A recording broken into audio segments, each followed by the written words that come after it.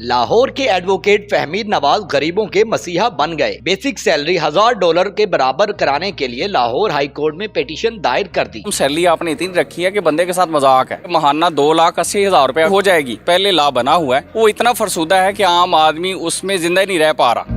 फहमीद भाई, जानना चाहूंगा आपसे कि पिटीशन दायर करने का मकसद क्या है?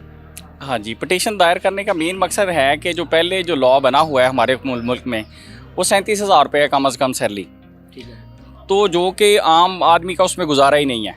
ऐसे लग रहा है कि जैसे उसके साथ को मजाक किया जा रहा है कि उसकी उजरत देने की बजाय उसके साथ मजाक किया जा रहा है। ठीक है।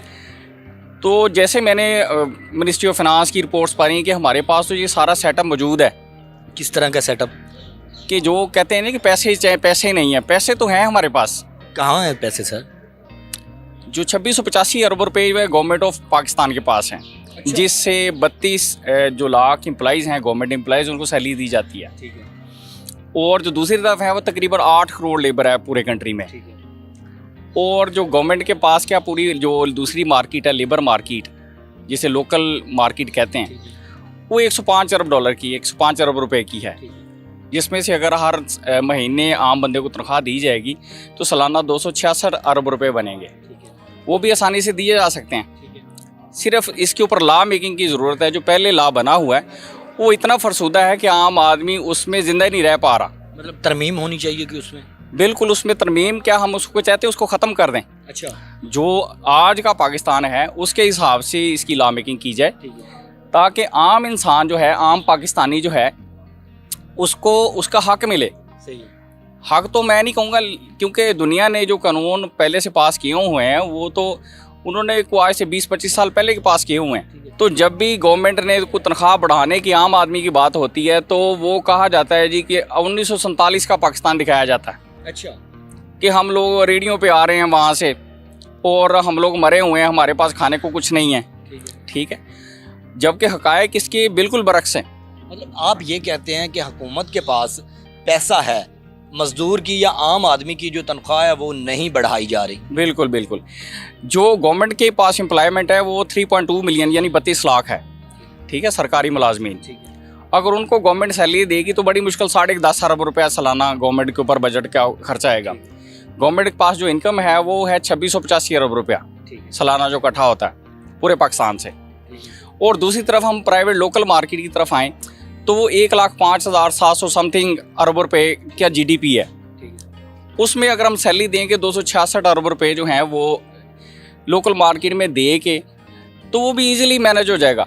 अच्छा, एक चीज़ समझना चाहूँगा आपसे। एक ऑफिस के अंदर ऑफिस बॉय काम करता है, एक मजदूर जो दिहाड़ी करता है, एक मिस्त्री जो दिहाड़ी करता है, एक वेटर जो होटल में काम करता है, क्या उनकी भी माहाना तनख्वाह $1000 ही? वो पिटीशन जो आपने दायर किया उसमें यही कहा गया है? जी बिल्कुल।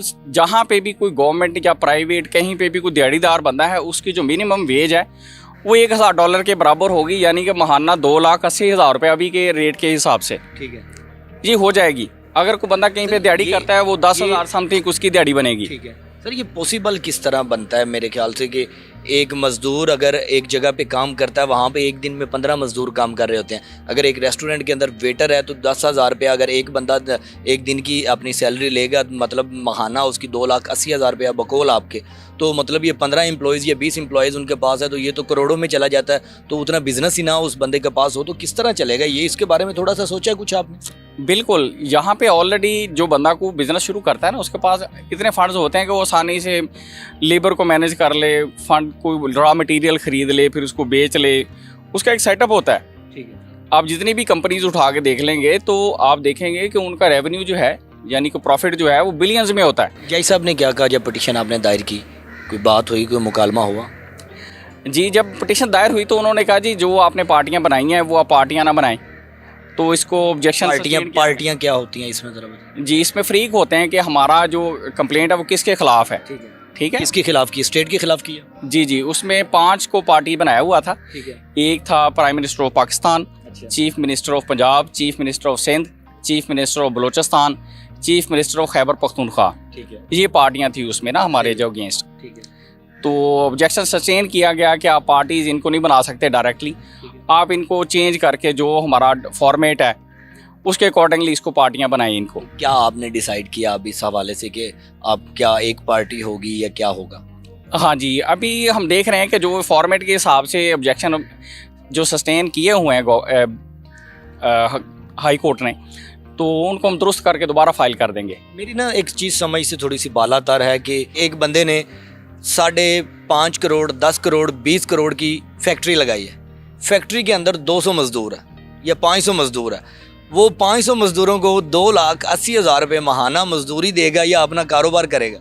या ऊपर से पाकिस्तान मकरूज़ है, IMF से हम कर्जे लेके करते हैं, आप हुकूमत को कह रहे हैं कि जी मज़दूरों की तनख्वाह 2,80,000 करें, $1,000 करें। ये इसके बारे में थोड़ा सा समझाएं हमारे नाजरीन को। हाँ जी, आप ना ये दो बातें मिक्स कर जाते हैं जिसकी वजह से आम बंदा परेशान रहता है। एक है मकरूज़ गवर्नमेंट, ठीक है, बात हम कर रहे हैं एक प्राइवेट मिल वाले की, ठीक है, दो अलग-अलग चीज़ें हो गई। दोनों समझाएं, मैं इसलिए आपसे हाँ। पूछा कि दोनों चीज़ें इकट्ठी हो गई। अब जो लोकल बिजनेसमैन है, जिसे हम आपको टेक्सटाइल मिल लगा लें, ठीक है, टेक्सटाइल मिलें अब इतनी एडवांस आ गई जहाँ पे 60 एम्प्लाई दिन में काम करते थे, 60 रात को करते थे। अब वहाँ कंप्यूटराइज मशीनें आ गई हैं और बड़ी मुश्किल से 4 एम्प्लाई दिन में काम कर रहे हैं, 4 ही रात को कर रहे हैं। और वो बंदा जो है दिन रात नोट छाप रहा है। अच्छा, ठीक है, मैं फैसलाबाद से तल्लुक़ है मेरा, वहाँ पे कुछ 4,000 से ज़्यादा छोटी बड़ी मिलें हैं। ठीक है, और मैं देखता हूँ कि छोटी से छोटी मिल वाला भी अगर वो नीयत से मिल चलाता है ना, तो 1 साल के बाद वो 3 से 4 मिलें लगाने के कामयाब हो जाता है। अच्छा, मतलब आप चाह ये रहे हैं कि दूसरी तरफ हम एक जाते हैं फैक्ट्री का कि जो एक मजदूर की तरफ, ठीक है, तो वो 4 साल काम करता है, कम से कम 10 से 15 लाख रुपए के नीचे आ जाता है। ठीक है, सही है। वो सिर्फ रोटी खा रहा होता है, उसका खाना पीना मुश्किल है। अच्छा, आप ये चाह रहे हैं कि कारोबारी शख्सियात कामयाब ना हो, जो मजदूर जिस कारोबार को कामयाब बनाते हैं वो भी कामयाब हों?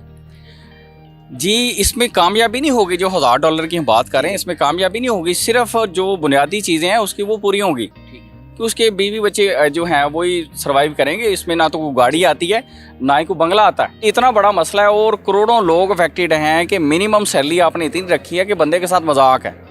यानी इनडायरेक्टली गवर्नमेंट मैसेज देना चाह रही है लोगों के कि आप कोई क्राइम करें, कोई फ्रॉड करें, कोई ऐसा काम करें, फिर आपको पैसे मिलेंगे, क्योंकि काम करने के तो हमने पैसे रखे ही नहीं।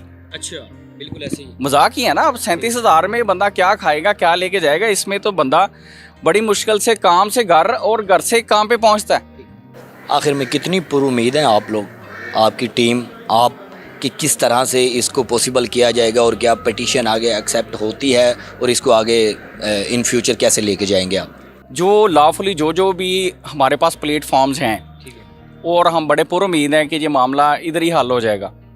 हमारी कोर्ट से ये मामला हल करेंगी और हमारा मुल्क तरक्की करेगा। एक बंदा अगर 10 लाख रुपए महीना कमाना शुरू कर देगा तो दूसरी तरफ 37,000 वाला खुश नहीं होगा, उसका तो गुजारा नहीं हो रहा बेचारे का। सही है। हाई कोर्ट में नहीं अगर बनती सिचुएशन तो फिर सुप्रीम कोर्ट जाएंगे, सुप्रीम कोर्ट नहीं बनती तो फिर क्या बनेगा? हाँ जी, सुप्रीम कोर्ट के बाद प्रेसिडेंट है, प्रेसिडेंट के हम पास जाएंगे। ठीक है, और भी दुनिया में फॉरम्स हैं जहाँ पे जब कोई नहीं सुनता तो फिर वहाँ सुनी जाती है।